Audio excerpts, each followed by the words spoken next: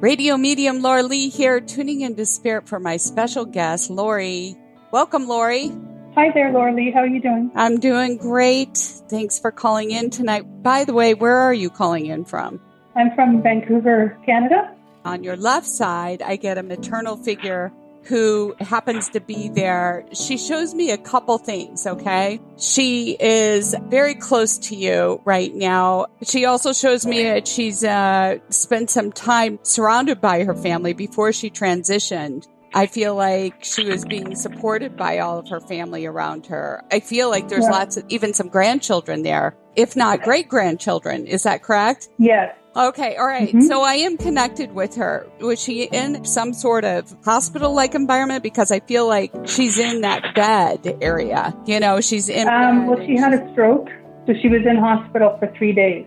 Okay. And, you know, was it prompted by something else? Because I felt like there was something else that was bringing it on, like she couldn't get over it. Okay. So I felt like it was come and go. Did they have her on some tube as well? Because I see tubes that, you know, she was irritated by. Yes, she was on a tube, yes. Totally irritated by this, okay? But when I connect with her, she just says that being surrounded by her family was so supportive and it helped her make that transition easier. And right. I feel like there's another child other than yourself. Is there? Yeah, my sister. Yes, because I just feel like the support was tremendous, okay? But someone feels guilty for not being readily available all the time. Who is this? Was it you or your sister?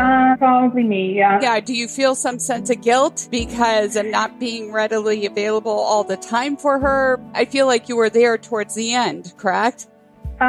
Yes, I was. I feel guilty because she had a stroke and she was in her apartment for 2 days without somebody knowing that she had had the stroke.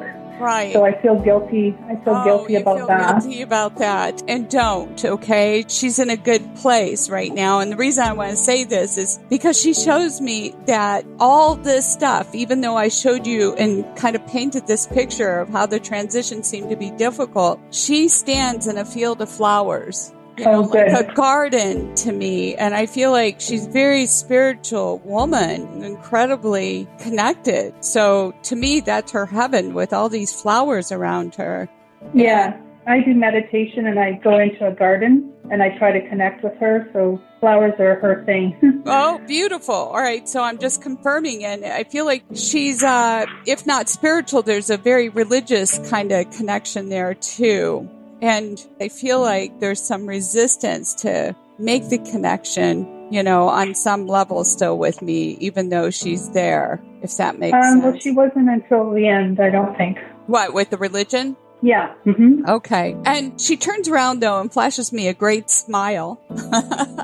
And when I see this great smile, I almost feel like at one point when she was younger, because I'm seeing her in a more vibrant view now, bright lipstick used to be her thing back in the day. Yeah. Mm-hmm. She's wearing that, okay? So her smile looks beautiful with the bright lipstick. But great. She says that there was a very nice memorial service for her. Yes, there was. She wants to convey she is good, and I feel like in good company because I feel like there's some other families members that are crossed over prior to her that had greeted her over there, mainly her parents, okay? Yes. But I also see another woman standing off to the side as well with her. I don't know if that's a sister aunt that she seemed to be close to, but I see them in the distance. Yeah. So they're off in the distance. I feel like she was such a giving woman. Yes, she was.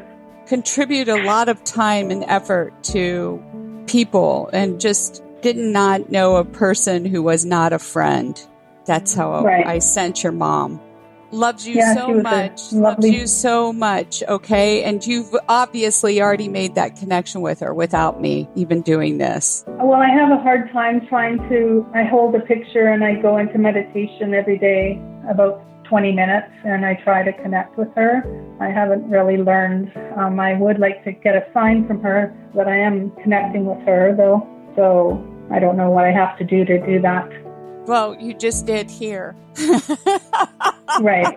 But in the other sense, I would say go out into a garden. That's where she would be. Okay. And the most connected place would be around flowers. Roses in particular. Right. I see lots of roses around her. And it's a sweet scent. I feel like she's in good hands. Oh, good.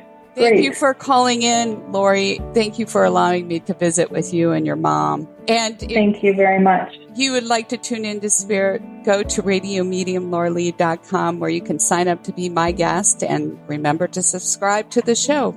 It's free.